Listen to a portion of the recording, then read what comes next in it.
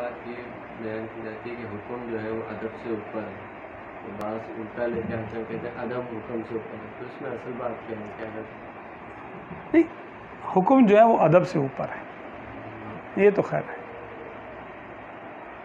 حکم تو یہی ہے کہ جو حکم ہو گیا وہ کرے۔ ادب، اس کے بارے میں یہ کہا جاتا ہے عشاق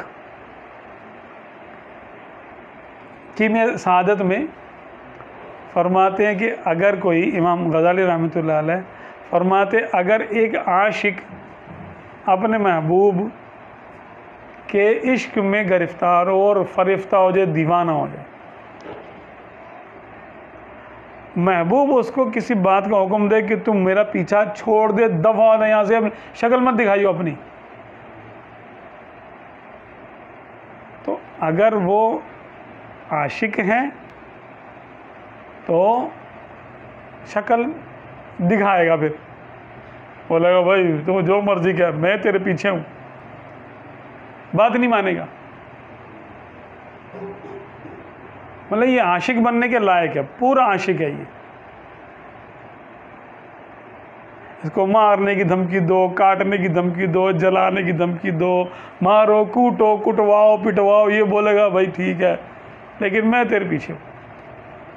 یہ اپنے عشق کے ہاتھوں مجبور ہے اور اپنے محبوب کو گم نہیں کرنا چاہتا۔ تو امام غزالی رحمۃ اللہ علیہ فرماتے ہیں کہ یہ عاشق تو پکا ہے لیکن دوستی کے لائق نہیں ہے،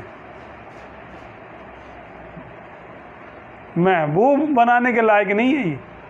یہ عاشق ہی رہے گا ساری زندگی، محبوب نہیں بنے گا۔ ایک دوسرا شخص جو کہ عاشق ہے اور وہ با ادب ہے، اس کو محبوب کہتا ہے آئندہ تیری شکل دیکھی نا، مت آئے میرے سامنے،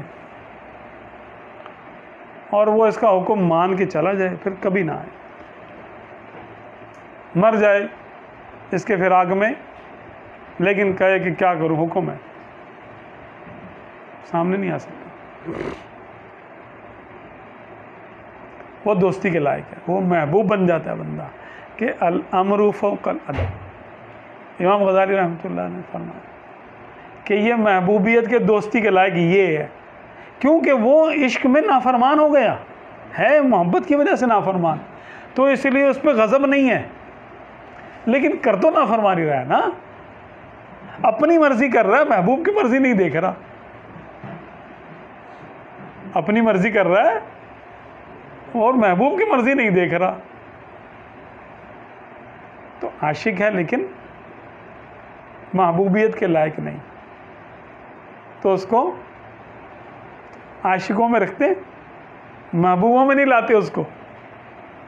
اور جو با ادب ہوتا ہے، عشق اس کا بھی بہت انتہا کو ہوتا ہے، لیکن وہ اپنے عشق کو ضبط کر کے ادب پہ چلتا ہے، مر جائے گا وہ کام نہیں کرے گا، حکم ہو گیا اس کا، اپنی مرضی چھوڑ دے گا کہ اگر تیری مرضی ہے کہ میں تجھے نہ دیکھوں تو میں نہیں دیکھوں گا، میری تو مرضی ہے کہ تجھے دیکھوں، لیکن تیری مرضی ہے کہ میں تجھے نہ دیکھوں تو نہیں دیکھوں گا، تو یہ اس سے بڑا با ادب ہو گیا نا، یہ اپنے آپ پر پاؤں رکھ کے باہر آ گیا، اپنی خودی سے باہر آ گیا، یہ اپنی خواہش سے جان چھوڑا کے یہ محبوب کے خواہش پر آ گیا، وہ ہے نا اسأل بعد الدار منکم لتقربوا، ہے نا، وتسکب عینای الدموع لتجمدا، کہ میں دعا کروں گا کہ میری آنکھیں جو ہیں وہ میں دعا مانگوں گا کہ یا اللہ مجھے اس سے دور کر دے، کیونکہ عاشق کی دعا قبول ہی نہیں ہوتی،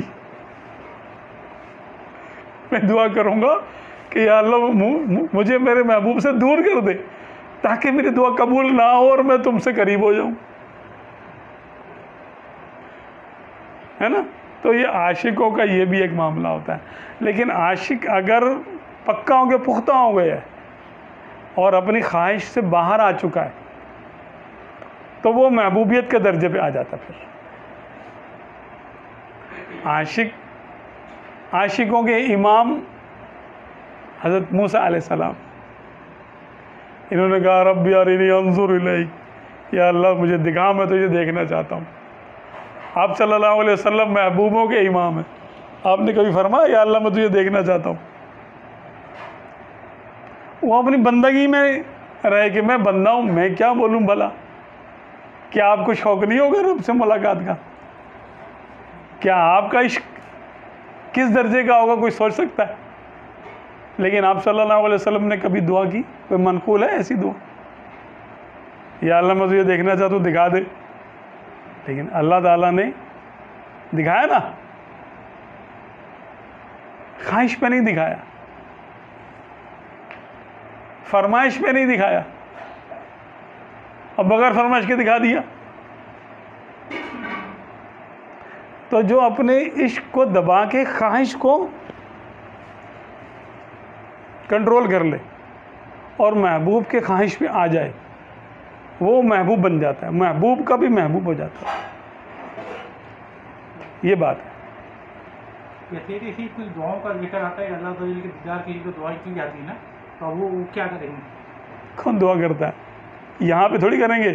دعائیں یا اللہ وہاں پہ دکھا دیں، وہاں تو سب کے لیے، ہر مومن کو دکھائی دے گا. تو اس کے لیے بھی دعا کی جاتی ہے کہ اللہ کا دیدار کرانا. بھائی عوامی دعائیں اور ہیں، دیکھو اس شاک کی باتیں اور ہیں اور محبوبوں کی باتیں اور ہیں. ہر بندہ اپنے اسی اعمال سے تو پہچانا جاتا ہے کہ یہ کون ہے. یہ عام آدمی ہے، عام مومن ہے، عاشق ہے کہ محبوب ہے؟ کون ہے یہ؟ اپنے معاملات سے ہی تو پتہ چلتا ہے اس کا. ہم یہاں پر جو ہیں وہ دعائیں مانگتے رہتے ہیں، یا اللہ یہ کام کر دے، یہ کر دے، یہ کر دے، وہ کر، فرمائشیں ختم نہیں ہوتی. اور بعض بزرگ ہیں وہ کہتے ہیں ہم کس منہ سے دعا مانگے، ہم تو اتنے گناہ کرتے ہیں، ابھی تو ہم توبہ ہی کر لیں تو بڑی بات ہے، ابھی فرمائشی پروگرام ہم بعد میں کریں گے جب کسی قابل ہو جائیں گے. پھر وہ کہتے ہیں قابل کبھی ہوں گے نہیں، کیونکہ ہر وقت گناہ کرتے رہتے ہیں. تو بھائی تم مانگو ہی کچھ نہ، بس یہ کہو ربنا ظلمنا انفسنا. یہ اولیاء کرام کی بات ہے. تو یہ ہر منزل کا الگ مسافر ہوتا ہے. ہر راستے کا مسافر ایک جیسا نہیں ہوتا. کوئی راہ عشق کا مسافر ہے تو اس کے عشق والی باتیں ہوں گی، کوئی تاجر ہے تو وہ تجارت کی باتیں کرے گا، کوئی غلام ہے تو غلامی کی باتیں کرے گا. اور جو رب سے جیسا تعلق رکھتا ہے، اللہ اس کے ساتھ ویسا معاملہ برتتا ہے اس کے ساتھ. عاشقوں کے ساتھ عاشق والا، یعنی عاشقوں والا. اب بتاؤ زکریا علیہ السلام نے کیا گناہ کیا تھا؟ کوئی؟ معاذ اللہ ثم معاذ اللہ. آپ کے پیچھے قاتل آ گئے آپ کو شہید کرنے کے لیے، آپ نے درخت سے فرمایا اے مجھے پناہ دے دو، درخت کھل گیا. درخت تو حکم تھا، درخت کھل گیا، آپ اندر آ گئے، درخت بند ہو گیا.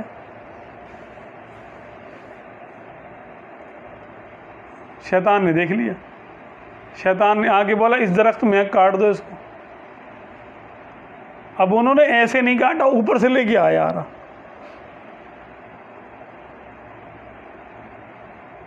اب یہ صرف ہم سوچیں نا، اگر سوچتے نہیں ہیں صحیح سے، اگر ہم اس پہ سوچیں تو ہماری جسم کانپ جائے، دل کانپ جائے کہ یار آرا چل رہا ہے، آرا چلا رہے ہیں وہ. اور جب سر کے قریب آیا، آپ کے سر مبارک کے قریب آیا، تو آپ نے کہا یا اللہ.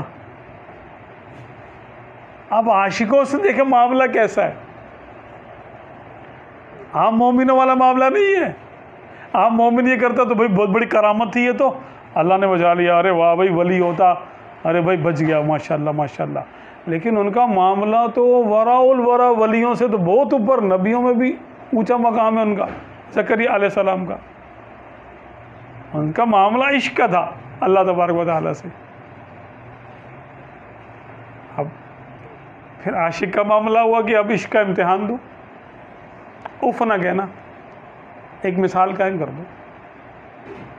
آپ نے اف نہیں کہا، آپ کو شہید کر دیا گیا، 2 ٹکڑے ہوئے.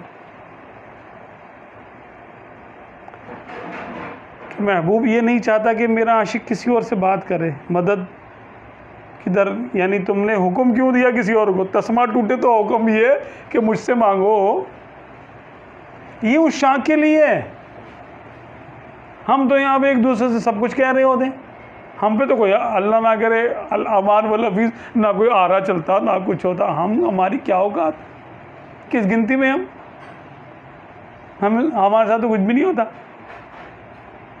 لیکن جو عشاق ہیں ان کے ساتھ ہوتا ہے عشاق والا معاملہ کہ تم نے ادھر سوچا کیوں.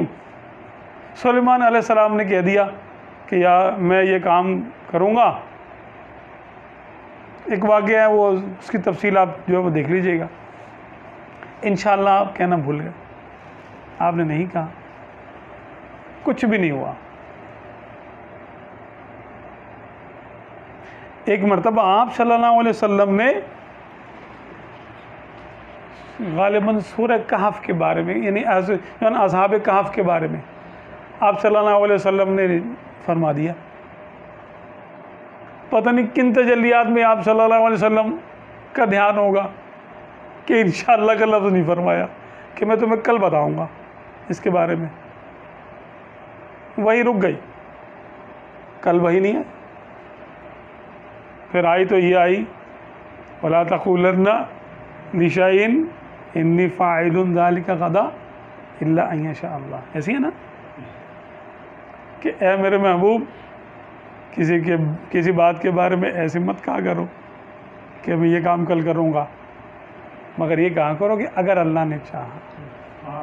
تو اللہ تبارک و تعالیٰ اپنے محبوب سے اپنا نام سن کے خوش ہوتا ہے نا.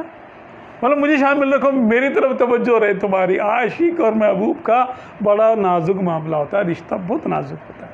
وہ ذرا سی بات پہ ناراض ہو جائے گا محبوب اپنے عاشق سے کہ تو نے اس سے کیوں بات کی. بلا تشبیہ بلا مثال اگر ایک شوہر اپنی بیوی کو دیکھ لے وہ کسی باہر والے سے کوئی چیز منگا رہی ہے، سبزی والے کو کچھ کہہ دیا، کوئی چیز منگا لی، پیسے دے کے منگا لیا، ناراض ہو جائے گا. میں مر گیا ہوں کیا؟ تو بیوہ ہو گئی ہے. بھائی گھر کے کسی محرم سے بول، مجھے بول، میں نہیں ہوں کیا؟ برداشت کرے گا؟ حالانکہ یہ تو میاں بیوی کا معاملہ ہے، دنیاوی رشتہ ہے. طلاق بھی ہو جاتی ہے، نفرت بھی کر لیتے ہیں، قتل بھی بعض اوقات کر دیتے ہیں ایک دوسرے کو. یہ کوئی رشتہ ایسا نہیں ہے. لیکن جو پاکیزہ رشتے رب کے اور بندے کے ہیں، عاشق اور محبوب کے رشتے ہیں. اللہ تعالیٰ محبوب حقیقی ہے نا، باقی سب اس کے عاشق ہیں، اس کے محب ہیں. تو وہاں جو معاملہ ہوتا ہے وہ اپنے بلا تشبیہ بلا مثال ہے، وہ کہ وہ ان کی سزا نہیں ہے، وہ ان کے عشق کے معاملات ہیں. عوام الناس کے سمجھ میں آنے والے نہیں ہیں. عوام الناس ان کی گہرائی میں پہنچ بھی نہیں سکتی کہ کیا ہوا، معاملہ کیا تھا بیچ میں. اللہ تعالیٰ اپنے پیاروں پہ غضب تھوڑی کرتا ہے. اگر وہ ان کو میٹھی ڈانٹ پلاتا ہے تو وہ پیار بھری ہوتی ہے. پیار بھری ڈانٹ تو کسی کو بھی بندہ اپنے پیاروں کو بھی ڈانٹ لیتے، کوئی مسئلہ نہیں ہے. اور وہ خیر مالک ہے، مالک الملک ہے، اپنے بندوں سے جیسے چاہے کلام کرے. لیکن عاشقوں کا معاملہ الگ ہے اور عوام کا معاملہ الگ ہے. یہ ان پہ قیاس نہیں ہو سکتا. بندوں میں ہی یعنی آدمی انتر، کوئی ہیرا کوئی کنکر. پتھروں میں ہیرے بھی ہوتے ہیں اور پتھروں میں پتھر بھی ہوتے ہیں، ایک دوسرے کی مثل تھوڑی ہیں. انبیاء کرام بھی انسان ہی ہوتے ہیں، لیکن کیا ان کا معاملہ عام آدمی جیسا ہوتا ہے؟ ہرگز نہیں. جو اس فرق کو مٹاتا ہے وہ کفر میں مبتلا ہو جاتا ہے. وہ کہتا ہے ہمارے جیسے انسان ہے، ہمارے جیسے انسان ہے. پھر اس کو ہدایت کیا ملے گی؟ بھائی اپنے جیسے سے کون ہدایت پاتا ہے؟